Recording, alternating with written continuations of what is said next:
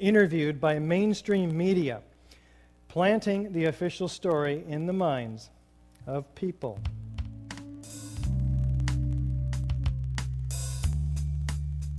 The myth bled into the FEMA report and was echoed by the experts. It was the combination of the impact load doing great damage to the building, followed by the fire, that caused collapse. Well, let's take a look at that. What we do is we apply the scientific method which many of us learned in 7th and 8th grade. It's the best way yet discovered for winnowing truth from lies and delusion. The simple version looks something like this. We formulate a question. How did the Twin Towers collapse? We perform research. We make observations. We construct a hypothesis. We have an idea how it collapsed. It collapsed by fire. It collapsed by explosive controlled demolition. We make some predictions, and we test those predictions and those assumptions with experiments. Objective, verifiable, repeatable experiments. We analyze the results and we draw conclusions.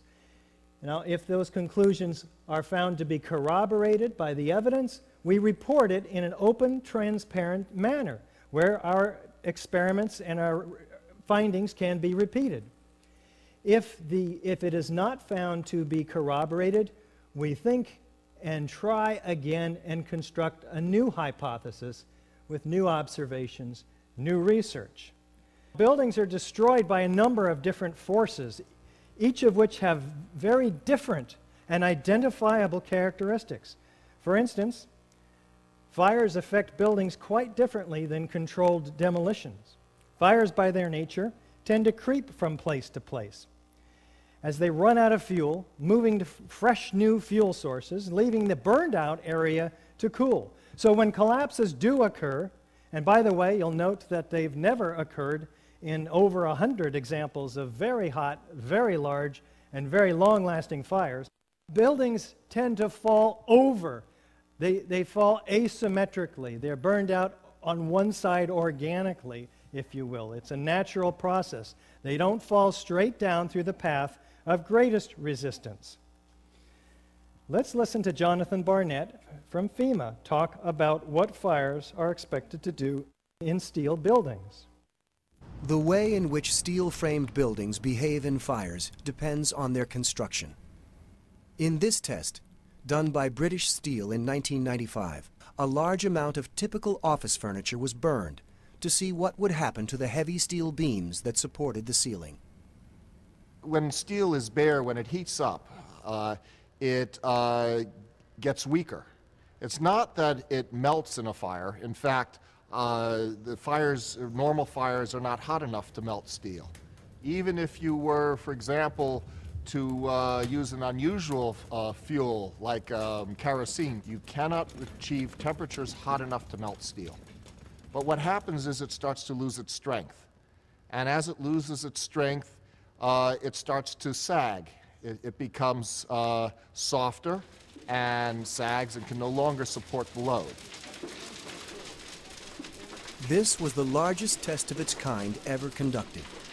It showed how unprotected steel can be distorted, even by a normal office fire. But as is typical in steel buildings, the structural beams only slowly and progressively warped and sagged. There was no chance of a sudden collapse. In over 20 years, I have not seen, until recently, a protected steel structure that has collapsed in a fire. So what was the cause of the devastating, explosive failure that happened to the World Trade Center? These particular buildings collapsed. They follow the path of least resistance, or they fell over. You can see that the building structure holds the building together in some recognizable form. The structural elements have not been dismembered from each other, and their concrete is not pulverized to dust. They follow the path of least resistance, which is generally over. These buildings exploded. Witnesses hear sounds of explosions. They see flashes of light.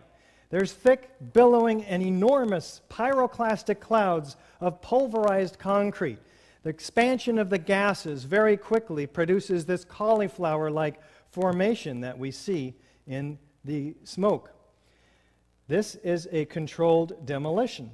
Let's focus on this type of destruction first. We have hundreds of examples from all across the country from which to make our comparison because it's the most commonly used method to demolish high-rises. This is what a high-rise looks like when it's being demolished with explosives.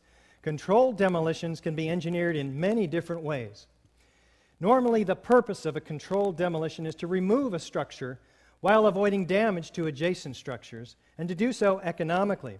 Typically, a tall building like this is demolished by placing thousands of cutter charges throughout the columns and beams in the building and then detonating them in a very precise order, starting with the interior structures and then progressing outward, synchronistically timed floor by floor.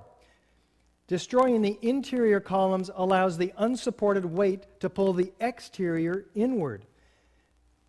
Destroying the building from the ground up allows the weight of the building to be harnessed to do much of the destruction. So the result is an implosion, producing a vertical, symmetrical collapse at free fall speed into a consolidated rubble pile that's broken up and ready for loading and shipment. Now, this is a feat that only a handful of companies in the United States can accomplish. Let's take a look at some of the key characteristics of controlled demolition.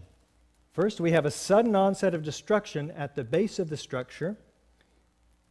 We have straight down symmetrical collapse into its own footprint because demolition waves remove the column support, resulting in a free fall speed virtually through the path of what was the greatest resistance, thousands of tons of structural steel. We have a total dismemberment of the steel structure, so it's loaded and ready for shipment. We have minimal damage to adjacent structures, sounds and flashes of explosions heard and seen by witnesses, enormous clouds of pulverized concrete, squibs sometimes, explosive charges that go off at the wrong times, chemical evidence of cutter charges. These are all fairly typical, and they go to show us direct evidence of explosive destruction. Now, the interesting thing is that not one of these typical characteristics of controlled demolition can be explained or accounted for by fire, let alone all 10 of them.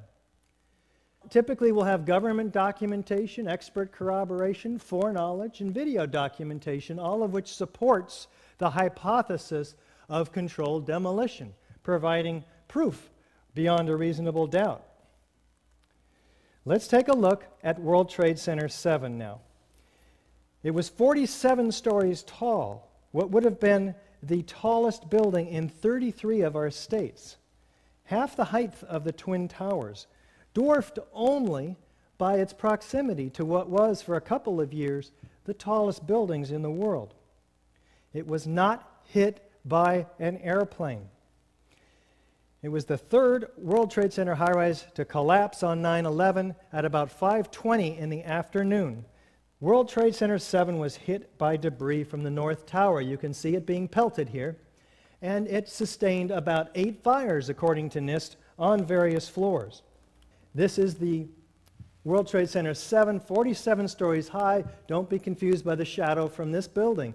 Here we have the 12th and 13th floor fires and the 7th floor fire on the north side of the building, the opposite side of the building that was being pelted by the North Tower. Curiously enough, the Securities and Exchange Commission was operating out of this floor, which lost thousands of files related to hundreds of cases it was actively pursuing against Wall Street companies like Enron and WorldCom. So we are looking for an investigation that goes well beyond the buildings, of course. Now let's take a look at the evidence of World Trade Center 7 and see how it stacks up against the typical features of a controlled demolition, starting with, is there a sudden onset of destruction? Let's listen to this emergency word. We were watching the building actually because it was on fire. The bottom floors of the building were on fire, and we heard this sound that sounded like a clap of thunder. Turned around, we were shocked.